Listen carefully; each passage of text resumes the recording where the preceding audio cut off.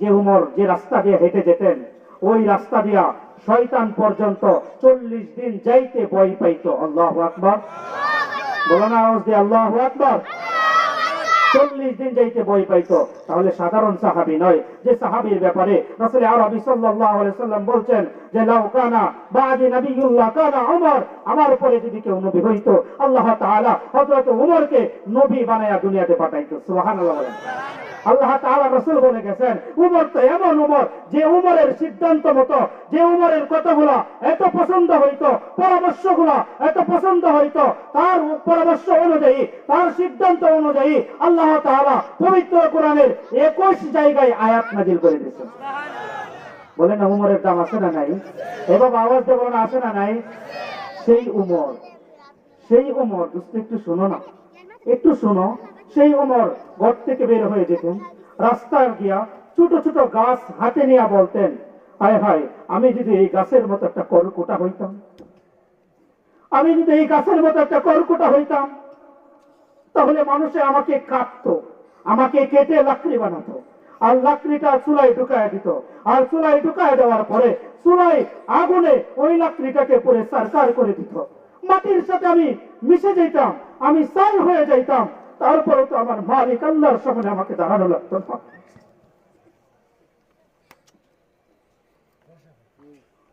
উনি তো এত বড় একজন সাহাবী, এত বড় একজন সাহাবী হয়ে মালিক কিভাবে ভয় করতেছে। আবার কখনো কখনো বলতেন হ্যাঁ আল্লাহ, আমার মা যদি আমাকে প্রসব না করত, আমার মা যদি দুনিয়াতে আমাকে প্রসবই না করত, তাহলে তো আমার আল্লাহর সামনে আমাকে দাঁড়ানো লাগতো না। আমি কি নিয়ে মালিকের সামনে দাঁড়াবো? আমার কি আছে রে বাবা? উমর বলতে আমার কি আছে? আমি কি নিয়ে মালিকের সামনে দাঁড়াবো? আমার তো কিছুই নাই। উমরের মতো একজন সাহাবী যদি এভাবে কান্না করে, উমর ফারুক রাদিয়াল্লাহু তাআলা নামাজের ভিতরে দাঁড়ায়া দাঁড়ায়া নামাজ পড়ে আর কান্না করে। বর্ণনায় আসছে যখন আযাবের আয়াত চলে আসতো, যখন আযাবের আয়াত চলে আসতো, উমর কান্না করতে করতে অনেক সময় নামাজের ভিতরে পড়ে যাইতেন, নামাজের ভিতরে পড়ে যাইতেন। আর দোস্ত কেমন উমর, কেমন উমর!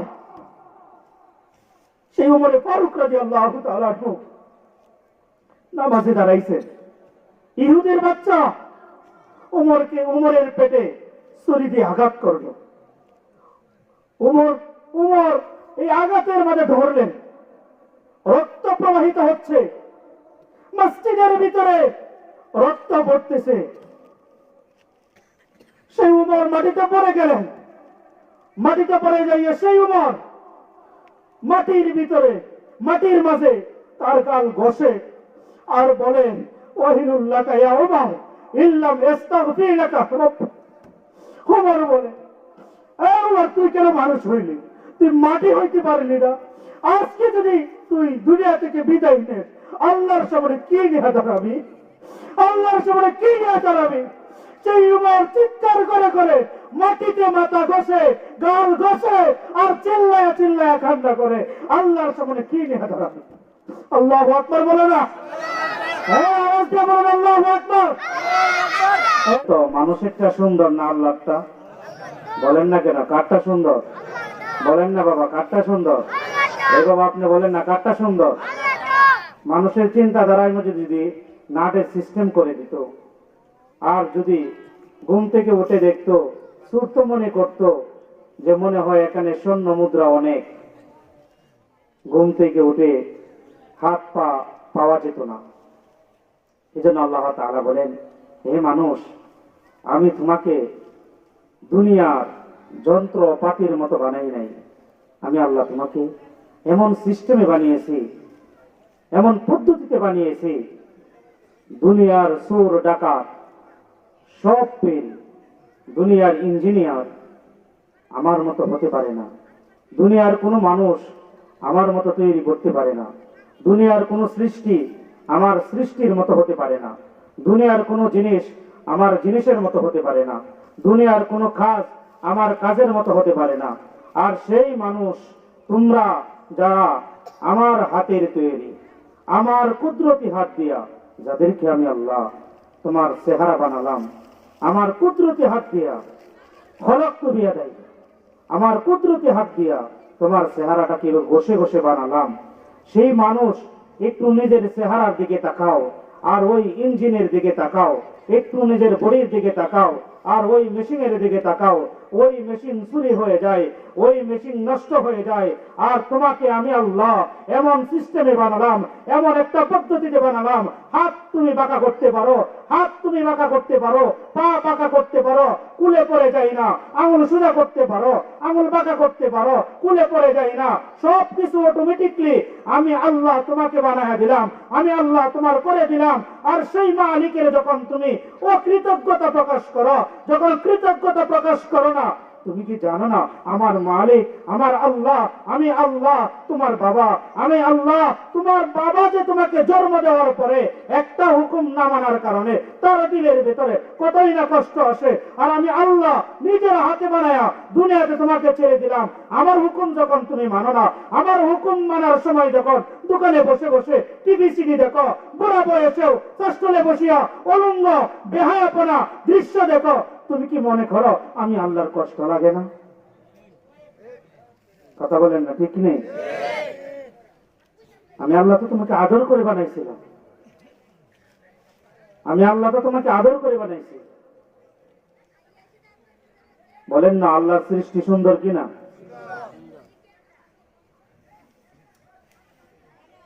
রাসূল আরবি সাল্লাল্লাহু আলাইহি ওয়াসাল্লাম বলেন, হে মানুষ, তোমাকে যে আমি সুন্দর করে বানালাম, তোমাকে আমি এত কিছু দিলাম, তুমি আমাকে কি দিলা? কি দিলা তুমি আমাকে? এই যে এখানে বাবা বসে আছেন, এই যে যুবক ভাই বসে আছেন, এই যুবক ভাই তুমি নিজেকে নিজে যদি প্রশ্ন করো, আল্লাহ তোমাকে রিজিক দিতেছেন, তুমি আল্লাহকে কি দিতেছ? আল্লাহ তোমাকে সুস্থতা দিচ্ছেন, তুমি আল্লাহকে কি দিছ? আল্লাহ তোমাকে চক্ষু দিয়েছেন এত সুন্দর, তুমি আল্লাহকে কি দিছ? আল্লাহ তোমাকে এত সুন্দর বডি দিয়েছেন, তুমি আল্লাহকে কি দিছ? এজন্য আল্লাহ তাআলা বলেন, ইন্নাল্লাহা আশতারা মিনাল মুমিনিন, ইন্নাল্লাহা আশতারা মিনাল মুমিনিনা আনফুসাহুম ওয়া আমওয়ালাহুম বিআন্না লাহুমুল জান্নাহ। আল্লাহু আকবার বলেন, আওয়াজ দিয়ে বলেন আল্লাহু আকবার। তো জিকির করেন, লা ইলাহা ইল্লাল্লাহ, লা ইলাহা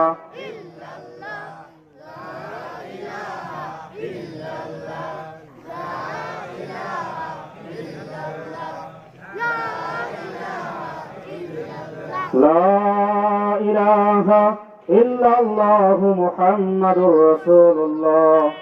আমি শুরুতেই বলছিলাম যে আমরা যাদেরকে আল্লাহ তাআলা আমাদেরকে বানাইছেন, সৃষ্টি করছেন সুন্দর করে, এই সুন্দরের শুকরিয়া আদায় করা দরকার আছে না নাই? কার কার আছে? দুই হাত তুলে দেখান না বাবা, বলেন নারায়ে তাকবীর, নারায়ে তাকবীর। আল কোরআনের আলো, আল হাদিসের আলো, আল কোরআনের আলো। বাকি যে জায়গা গেলা, এই যে পাকা জায়গাগুলো, এগুলো একটু বরাদ করে বসে না বাবা। আল্লাহ তাআলা পবিত্র কোরআনে বলেন, যারা অন্য ভাইকে সুযোগ করে দেয়, আল্লাহ তাআলা তার জান্নাতের রাস্তা বড় করে দেয়। সুবহানাল্লাহ বলেন। একটু কাছে আসেন না, একটু কাছে আসেন, একটু উঠে আসেন না বাবা। এই বাবা উঠতেছেন কেন? উঠতেছেন কেন? উঠেন না, কে উঠেন? একটু আসেন না, একটু কাছে আসেন, আসেন না, আসেন একটু জিকির করতে করতে আসেন। লা ইলাহা, লা ইলাহা, লা ইলাহা, লা ইলাহা, লা ইলাহা ইল্লাল্লাহ, লা ইলাহা ইল্লাল্লাহ, লা ইলাহা ইল্লাল্লাহ মুহাম্মাদুর রাসূলুল্লাহ। আমি বলতেছিলাম ভাই এদিকে একটু তাকান, আমার দিকে তাকায় কথা শুনেন, ইনশাআল্লাহ ভালো লাগবে। কোরআনের কথা তো, হাদিসের কথা তো ভালো লাগবে। আমি বলতেছিলাম আমরা এখানে যারা বসছি, আল্লাহকে খুশি করার দরকার আছে না নাই? এ ভাই বলো না, একটু আছে না নাই? আছে। একটু স্বীকার করো না, আমাদের গুনাহ আছে না নাই? আমাদের গুনাহ আছে না নাই? আল্লাহ তাআলা যত বড়, আল্লাহর শাস্তিও তত বড়। আল্লাহ তাআলা যত বড়, কবরের আযাবও তত বড়। আল্লাহ তাআলা যত বড়, জাহান্নামের আযাবও তত বড়। আল্লাহ তাআলা যত বড়, আজরাইলের আযাবও তত বড়। আল্লাহ তাআলা যত বড়, জাহান্নামের কষ্ট তত বড়। আল্লাহ তাআলা যত বড়, মৃত্যুর যন্ত্রণা তত বড়। আল্লাহ তাআলা যত বড়, পানির পিপাসায় এমন ভাবে কষ্ট দিয়া তোমার জানটা বাহির করা হবে, সারা পৃথিবীর সমস্ত পানিও যদি ওই সময় তোমার মুখে ডালিয়া দেওয়া হয়, তারপরেও তোমার পিপাসা মিটবে না। নাউজুবিল্লাহ বলো না? তাহলে আল্লাহ যত বড়, আল্লাহর কুদরত তত বড়। আল্লাহ যত বড়, আল্লাহর আযাব তত বড়। আল্লাহর আযাবের ভয় করা দরকার আছে না নাই? আল্লাহর আযাবের ভয় করা দরকার আছে। বাবা দেখেন না, একটা এক্সাম্পল দেই আপনাদেরকে, আপনারা বুঝতে সুবিধা হবে। আমরা যারা স্বপ্নে দেখি, অনেক ভাই বলে যে নামাজ পড়ে না, একত্ব, ইমানটা নাকি তার বড় শক্ত। ভাই আছে না নাই? বলো না ভাই, আছে না নাই? আছে। নামাজ পড়ে না, একত্ব, ইমানটা বড় তার শক্ত। আমরা কি হতে পারি তার ভক্ত? বলো না ভাই, আমরা কি হতে পারি তার ভক্ত? আমরা তার জন্য হয়ে যাব শক্ত। আমরা একমাত্র হব আল্লাহর ভক্ত, ঠিক কি না? আমরা কার ভক্ত হব? আল্লাহর ভক্ত হব। এই জন্য আমি বলতেছিলাম, যারা নামাজ পড়ে না তারা যদি বলে ঈমান ঠিক আছে, আর যারা নামাজ পড়ে তারা যদি বলে যে না, কারটা ঠিক, নামাজি না বেনামাজি, কারটা ঠিক বলেন? কারটা ঠিক? দেখেন না, রাসূল আরবি সাল্লাল্লাহু আলাইহি ওয়াসাল্লাম বলছেন, কাফের আর মুসলমানের ভিতরে পার্থক্যই শুধু নামাজ। আমি ওই মুসলিম ভাইকে বলবো, ভাই তোমার তো ঈমানই ভিতরে নাই, তুমি নামাজ পড়ো না, তোমার ভিতরে কি নাই? বলো না ভাই, কি নাই? এই দাদা কর না, কি নাই? এই দাদা আওয়াজ দিয়া কর না, কি নাই? ঈমান নাই। ঈমান আসবে যদি আল্লাহকে বিশ্বাস করো আর নামাজকে মানো, তারপরে তোমার ভিতরে ঈমান আসবে। আল্লাহকে যে বিশ্বাস করে, বলো না, সে কি নামাজ ছাড়তে পারে? সে কি নামাজ ছাড়তে পারে? পারে না। এই জন্য এই গাফেলদের ভিতরে যারা আছে, আল্লাহ সবাইকে 5 ওয়াক্ত নামাজি বানায় দেখ। বলেন না আমিন? জোরে বলেন না আমিন?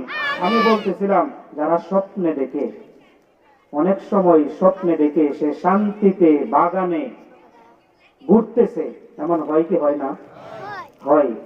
আচ্ছা, এই স্বপ্নটা যদি বাস্তবে আল্লাহ তাআলা 5 বছর কাটায় দেয়, বাস্তবে স্বপ্নে দেখলে যেমন তৃপ্তি পান, ওই ঘুমের ঘরে যে আপনি স্বপ্ন দেখতেছেন, তৃপ্তি তো সমানই।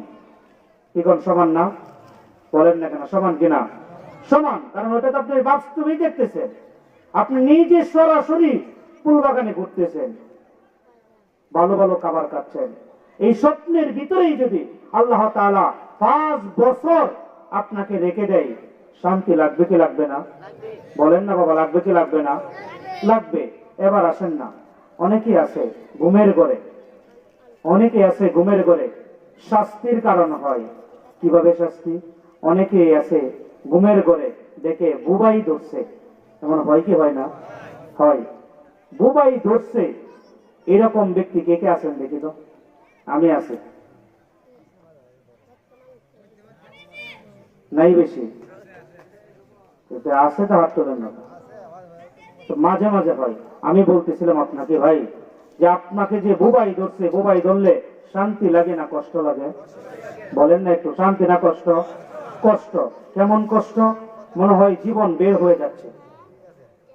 হাত ইচ্ছা করলেও আপনি নাড়াইতে পারতেছেন না, শরীর ইচ্ছা করলেও নাড়াইতে পারতেছেন না, এমন হয় কি হয় না? হয়।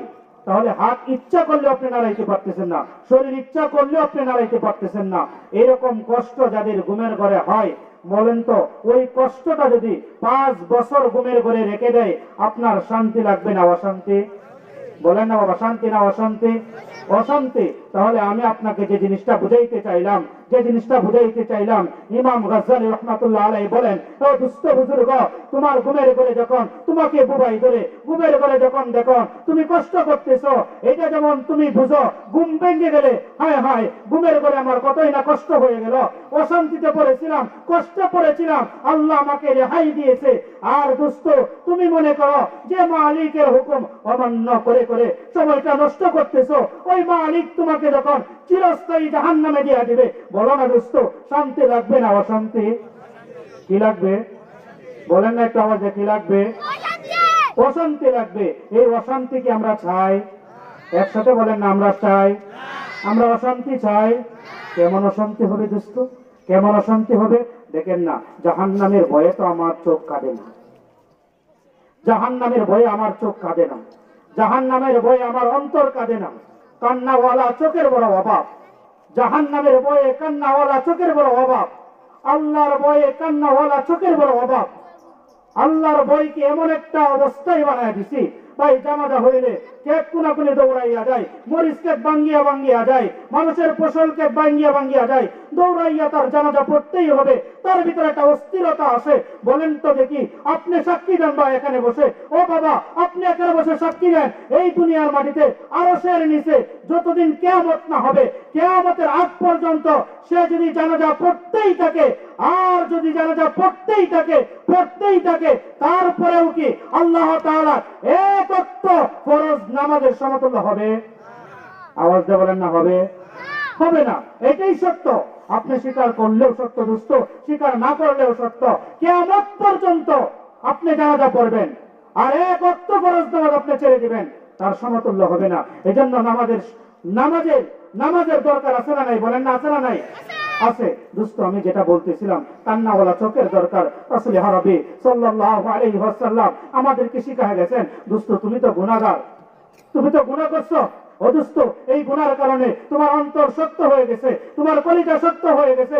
একটা কাজ করো না, যদি তোমার চোখের কান্না না আসে, মসজিদের এক কোণায় বসে যাও, 2 রাকাত নামাজ পড়ে একটু কান্নার বাহানা ধরো, কান্নার বাহানা ধরো। রাসূল তো বলেন, ইবকু ওয়া ইল্লাম তাবকু ফাতাবাকু, এক ফোঁটা চোখের পানি যদি কান্নার বাহানা ধরে ধরে এই চোখ থেকে বের করতে পারো, জাহান্নামের আগুন তোমার জন্য হারাম হয়ে যাবে। জোরে বলো না বাবা সুবহানাল্লাহ, আওয়াজ দিয়ে বলেন না বাবা সুবহানাল্লাহ। কান্নার দাম আছে না নাই? বলেন না বাবা, কান্নার দাম আছে না নাই? দেখেন না, হযরত ওমর রাদিয়াল্লাহু তাআলা আনহু, হযরত ওমর রাদিয়াল্লাহু তাআলা আনহু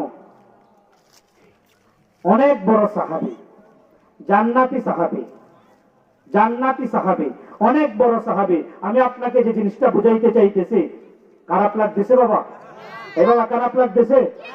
খারাপ লাগতেছে না? জোরে বলো না, খারাপ লাগে না? উমরে ফারুক রাদিয়াল্লাহু তাআলা আনহু কেমন উমর, যে রাস্তা দিয়ে হেঁটে যেতেন, ওই রাস্তা দিয়া শয়তান পর্যন্ত 40 দিন যাইতে ভয় পাইতো। আল্লাহু আকবার, বলো না আওয়াজ দিয়ে আল্লাহু আকবার। 40 দিন যাইতে ভয় পাইতো। তাহলে সাধারণ সাহাবী নয়, যে সাহাবীর ব্যাপারে রাসূল আরবি সাল্লাল্লাহু আলাইহি সাল্লাম বলছেন যে লাউ কানা বাদি নবিয়ুল্লাহ কানা উমর, আমার উপরে যদি কেউ নবী হইতো, আল্লাহ তাআলা হযরত উমরকে নবী বানায়া দুনিয়াতে পাঠাইতো। সুবহানাল্লাহ বলেন। আল্লাহ তাআলা রাসূল বলে গেছেন, উমর তো এমন উমর, যে উমরের সিদ্ধান্ত মতো, যে উমরের কথাগুলো এত পছন্দ হইতো, পরামর্শগুলো এত পছন্দ হইতো, তার পরামর্শ অনুযায়ী, তার সিদ্ধান্ত অনুযায়ী আল্লাহ তাআলা পবিত্র কোরআনের 21 জায়গায় আয়াত নাযিল করে দিয়েছেন। বলেন না উমরের দাম আছে না নাই? এভাবে আওয়াজ দিয়ে বলেন আছে না নাই? সেই উমর, সেই উমর দোস্ত একটু শোনো না, একটু শোনো। সেই উমর ঘর থেকে বের হয়ে যেতেন, রাস্তায় গিয়া ছোট ছোট গাছ হাতে নিয়ে বলতেন, হায় হায় আমি যদি এই গাছের মতো একটা কর্কটা হইতাম, আমি যদি এই গাছের মতো একটা কর্কটা হইতাম, তাহলে মানুষে আমাকে কাটতো, আমাকে কেটে লাকড়ি বানাতো, আর লাকড়িটা চুলায় ঢুকায় দিত, আর চুলায় ঢুকায় দেওয়ার পরে চুলায় আগুনে ওই লাকড়িটাকে পুরে সারকার করে দিত।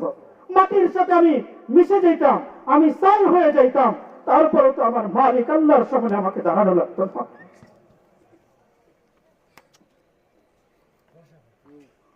উনি তো এত বড় একজন সাহাবী, এত বড় একজন সাহাবী হয়ে মালিক কিভাবে ভয় করতেছে।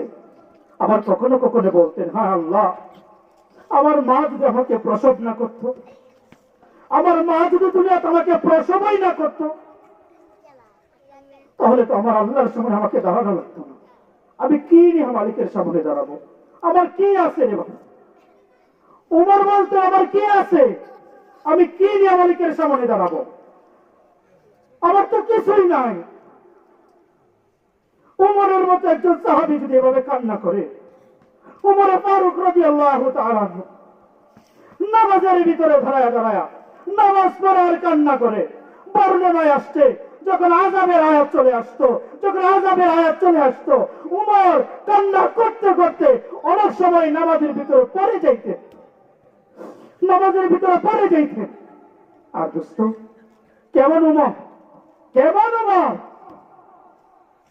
সেই উমরে ফারুক রাদিয়াল্লাহু তাআলা নামাজে দাঁড়াইছে। ইহুদের বাচ্চা উমরের পেটে ছুরি দিয়ে আঘাত করলো। উমর এই আঘাতের মাঝে ধরলেন, রক্ত প্রবাহিত হচ্ছে, মসজিদের ভিতরে রক্ত পড়তেছে। সেই উমর মাটিতে পড়ে গেলেন। মাটিতে পড়ে যাইয়ে সেই উমর মাটির মাঝে তার গাল ঘষে আর বলেন, ওয়াহিলুল্লাকা ইয়া উমর ইল্লাম ইস্তাগফির লাকা রাব্বুক। উমর বলে, উমর তুই কেন মানুষ হইলি? তুই মাটি হইতে পারলি না? আজকে যদি তুই দুনিয়া থেকে বিদায় নিস, আল্লাহর সামনে কি নিয়ে দাঁড়াবি? সেই উমর চিৎকার করে করে মাটিতে মাথা ঘষে, গাল ঘষে আর চিল্লায়া কান্না করে, আল্লাহর সামনে কি নিয়ে দাঁড়াবি? আল্লাহু আকবার বলে না? আওয়াজ দিয়ে বলেন আল্লাহু আকবার। দোস্ত, একটু চিন্তা করে দেখো, তোমার আবার কি করা উচিত? একটু নিজের জীবনের সাথে হিসাব মিলায় দেখো, আমি তো তাকায় দেখতেছি, অনেক বাবার চোখে পানি চলে আসছে। মালিকের কাছে বলো না, ও মালিক, তোমার আযাব সহ্য করার ক্ষমতা আমাদের নেই, কারও নেই। কি কোন আছে রে? বলো না বাবা, আছে? কন্যা বাবা আছে? কারও নাই, সম্ভবই না আযাব সহ্য করা। তাহলে তোমার তো এভাবে কান্না করতেন না। দোস্ত, যখন জান্নাতীরা জান্নাতে চলে যাবে, তখন ওই জাহান্নামীরা দেখে দেখে চিনতে পারবে যে আমার দোস্তটা আজকে জান্নাতে যায়। জান্নাতি দেখে জিজ্ঞাসা করবে, এ ভাই, তুমি না আমার বন্ধু ছিল? তোমার না বারবার আমি দোকানে পাঠান আমাদের দাওয়াত দিতাম, আজকে তুমি এখানে কেন? মা সালাকাকুম ফি সাকার, আজকে তুমি এখানে কেন? সে বলবে, কালু লামনাকু মিনাল মুসাল্লিন, তুমি আমাকে দাওয়াত দিতা ঠিক, কিন্তু আমি তোমার দাওয়াত মানার পরেও, তোমার দাওয়াত শোনার পরেও আমি মসজিদে যাইতাম না। আজকে দেখো না আমার কি অবস্থা, আমার শরীরের চামড়া গুলা দেখো না, জ্বলসে গেছে, আমার সহ্য হচ্ছে না, আমি আর সহ্য করতে পারতেছি না। তাকায় দেখো আমার পায়ের গোস্ত গুলা পড়ে গেছে, তাকায় দেখো আমার মুখে গোস্ত নাই।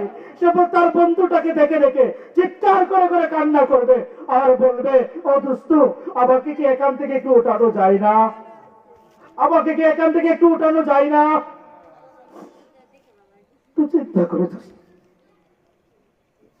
একটু চিন্তা করো, জাহান্নামীর অবস্থা কেমন হবে? তুমি আমি তো এখনো গুনাহ নিয়ে লিপ্ত, আমি তো এখনো গুনাহ নিয়ে ব্যস্ত, আমি তো এখনো অশ্লীল সিনেমা নিয়ে ব্যস্ত, আমি তো এখনো খারাপ কাজ নিয়ে ব্যস্ত।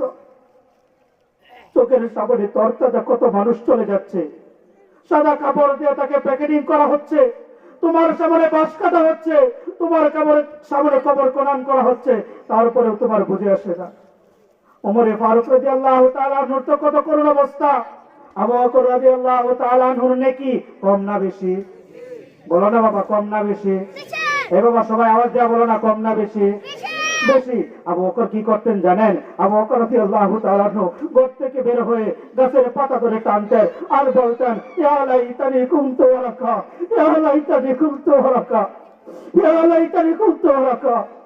কান্না করতে, চিল্লা কাঁদতেন আর বলতেন, হে আবু বকর, তুই কেন গাছের পাতা হইলি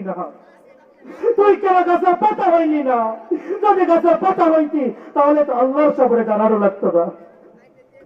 আল্লাহর সামনে দাঁড়ানো লাগতো না। তুই কেন কাফের পাতা হইলি না? নিজেকে নিজে বলতে।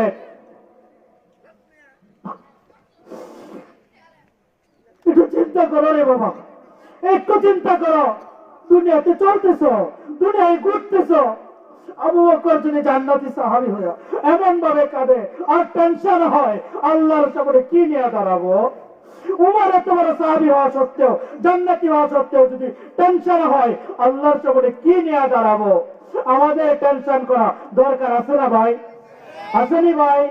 বলো না ভাই, আসেনি? আমরা যারা এখানে আছি, ঘরে শান্তি নাই, বাড়িতে শান্তি নাই, সংসারে শান্তি নাই, স্বামী স্ত্রী শান্তি নাই। কেন ভাই? একটাই কারণ, আমার ঘরে ইসলাম নাই। আমার ঘরে কি নাই? বলেন, আমার ঘরে কি নাই? ইসলাম নাই। পারি না বিবিটাকে সালাম দেয়া ঘরে ঢুকতে, বিবিটাও পারে না স্বামীকে দেখে স্বামীকে আগে আগে সালাম দিতে। ভাই এখানে কে কথা বলতেছে?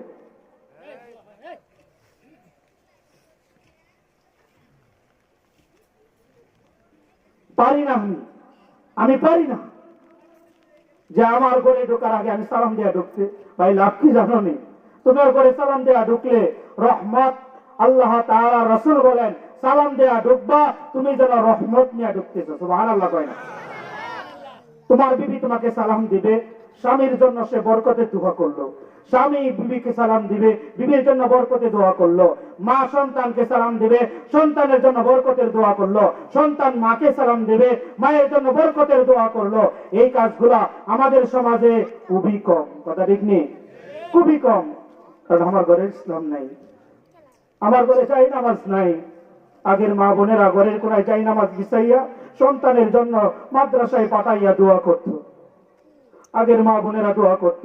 আর এখন মাদ্রাসায় পাঠানোর পরেও ঘরের ভিতরে সিনেমা চলে। কথা দেখনি ভাই? ঘরের ভিতরে সিনেমা চলে। ও ভাই, কি করে তোমার সন্তান মানুষ হবে?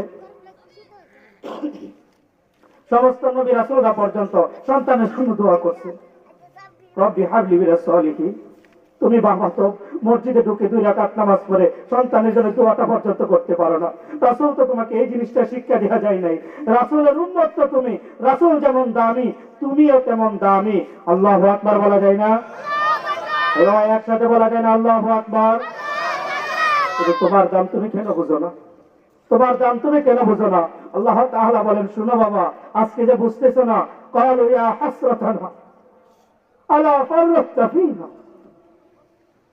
তুমি কিন্তু আফসোস করবা যখন জাহান্নামের আযাব তোমার সামনে চলে আসবে। তুমি কিন্তু আফসোস করবা, নিজের কলিজা নিজে চিরতে চাইবা, নিজের জিভ নিজে চিরতে চাইবা, আর বলবা মালিক আমাকে আরেকটা বার দুনিয়ায় পাঠাও, আমাকে আরেকটা বার দুনিয়ায় পাঠাও। দুস্থ বুজুর্গ, ওই আখিরাতে যদি চলে যায় আর দুনিয়ায় আসার সম্ভব না, ওই বান্দাটা এক পর্যায়ে আল্লাহ তাআলাকে বলবে, আল্লাহ আমাকে মৃত্যু দিয়া দাও, আর সহ্য হচ্ছে না, আর কষ্ট সহ্য হচ্ছে না। আল্লাহ তাআলা বলবেন, কেন? দুনিয়াতে কি তোমাকে জানানো হয় নাই লা ইয়ামুতু ফিহা ওয়ালা ইয়াহইয়া? এটা এমন একটা জায়গা, এমন একটা জায়গায় তুমি, এমন একটা জায়গা তুমি কামাই করছো, এই জায়গায় তুমি মরবাও না, তুমি বাঁচবাও না। তোমাকে শুধু আযাব দেওয়া হবে, আযাব দেওয়া হবে, আযাব দেওয়া হবে। দোস্ত, এমন আযাব কি আমরা সহ্য করতে পারবো? এই আওয়াজ দিয়ে বলো না পারবো? এই আওয়াজ দিয়ে বলো না পারবো? মালিককে ডাক দাও, আল্লাহ! এই ডাক দাও, আল্লাহ! আমাকে এমন ভয়ঙ্কর আযাব থেকে মাফ করো, আমাকে এমন ভয়ঙ্কর শাস্তি থেকে মাফ করো, আমাকে এমন ভয়ঙ্কর পরিবেশ থেকে আমাকে মাফ করো। বলো না আমিন? খুব কঠিন জায়গা, খুব কঠিন জায়গা। আমরা যারা এখানে বসছি, আমরা যারা এখানে বসছি, আমরা তো নিজের জীবনের সাথে এমন কোনো কিছু মিলাই না। আমি বলতেছিলাম, ওই ঘরে যাই নামাজ বিছাও মা। ও বাবা, তোমার সন্তানকে মানুষ করতে চাইলে, তোমার সন্তানকে মানুষ করতে চাইলে রাসূল তো বলছেন মা বাবার দোয়া কবুল। তুমি বাবা তো নামাজ পড়ে সন্তানের জন্য দোয়াটা করো না। যদি মানুষ করতে চাও, মাথায় টুপি নাও, হাতে যাই নামাজ নাও, আর মসজিদে যাও, আল্লাহর রহমতের আশা করো। তারপরে তোমার সন্তানকে মানুষ করার একমাত্র মালিক কে? আওয়াজ দিয়ে বলতে হবে কে? একমাত্র আল্লাহ। কিন্তু আল্লাহ তাআলা তোমাকে রাস্তা বাতলায় দিয়েছে, তুমি এই কাজগুলা করো, এই কাজগুলা করো। আমার কথা প্রায় শেষ। আমি আর কি বলবো আপনাদেরকে, আমি আর কি বলবো? একটা হাদিস পড়ে শোনাই। এই হাদিসটা বলেই কথা শেষ। হুজুর চলে আসবে, সময় হয়ে গেছে। আমার টাইম 9টা পর্যন্ত। আমি কথা বলবো, আপনাকে বলছি, আপনাকে বলছি কোন কাজগুলো নিয়ে ব্যস্ত। আমি যে হাদিসটা আপনাদের সামনে পেশ করেছিলাম, আল মুসলিমু মান সালিম আল মুসলিমুনা মিন লিসানি ওয়া ইয়াদি। আমি বলছিলাম হাদিসের ভিতরে রাসূল বলেন, তুমি একটু স্মরণ করো তো, তুমি একটু স্মরণ করো তো, তোমার এই হাত দিয়া কাউকে কষ্ট দিছো কিনা, তোমার এই পাও দিয়া কাউকে কষ্ট দিছো কিনা, তোমার এই জবান দিয়া কাউকে কষ্ট দিছো কিনা, তোমার এই অঙ্গ প্রত্যঙ্গ দিয়া কাউকে কষ্ট দিছো কিনা, তুমি একটু নিজেকে নিজে জিজ্ঞাসা করো তো। যদি জিজ্ঞাসা না করিয়া কবরে যাও, আর যদি এর ভিতরে শামিল হয়ে যাও, তোমার কিন্তু ভয়ঙ্কর শাস্তি অপেক্ষা করতেছে, ভয়ঙ্কর শাস্তি অপেক্ষা করতেছে। অনেক মানুষ আছে ক্ষমতার জোরে তার এই হাত দিয়ে মানুষকে কষ্ট দেয়, আছে না নাই?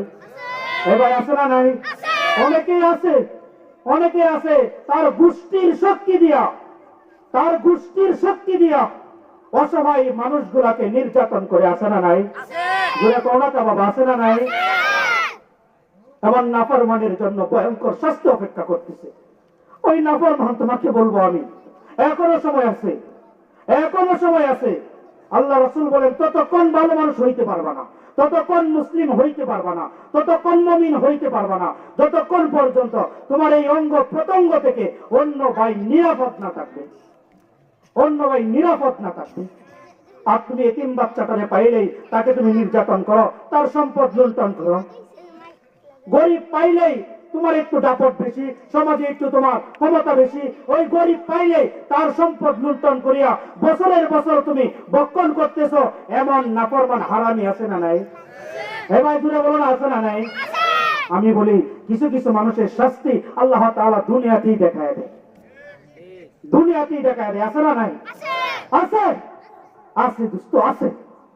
এজন্য তোমাকে বলছি দোস্ত, তোমাকে বলছি আমি, একটু তোমাকে বলছি, নিজে চিন্তা করিয়া দেখো, কোন ভাইটাকে এই মুখ দিয়া কষ্ট দিছ, কোন ভাইটাকে হাত দিয়া কষ্ট দিছ, কোন ভাইটাকে পা দিয়া কষ্ট দিছ, কোন ভাইটাকে তোমার কথা দিয়া কষ্ট দিছ। এখনো সময় আছে, তার কাছে যাও, এখনো সময় আছে, তার কাছে যাও। দুনিয়াতে থাকতে তার কাছ থেকে মাপ নাও, দুনিয়াতে থাকতে তার কাছ থেকে ক্ষমা নাও, তা না হলে আল্লাহ তোমাকে ছাড়বে না, আল্লাহ তোমাকে ছাড়বে না। ভয়ঙ্কর আযাব, ভয়ঙ্কর আযাব, ভয়ঙ্কর আযাব তোমার জন্য অপেক্ষা করতে আছে। কেমন আযাব জানোনি, কেমন আযাব জানোনি? রাসূল আরবি সাল্লাল্লাহু আলাইহি ওয়াসাল্লাম বলেন, এমন একটা ফল শুধু খাওয়াবে, আরো কঠিন আযাব সামনে আছে, বলার সুযোগ নাই। আমি একটা বলতেছি আপনাকে, এমন নাফরমানকে এমন একটা ফল খাওয়াবে, ফল, যে ফলের ব্যাপারে রাসূল বলেছেন, লাউহান্না কাতরাতাম মিনাজ যাক্কুম,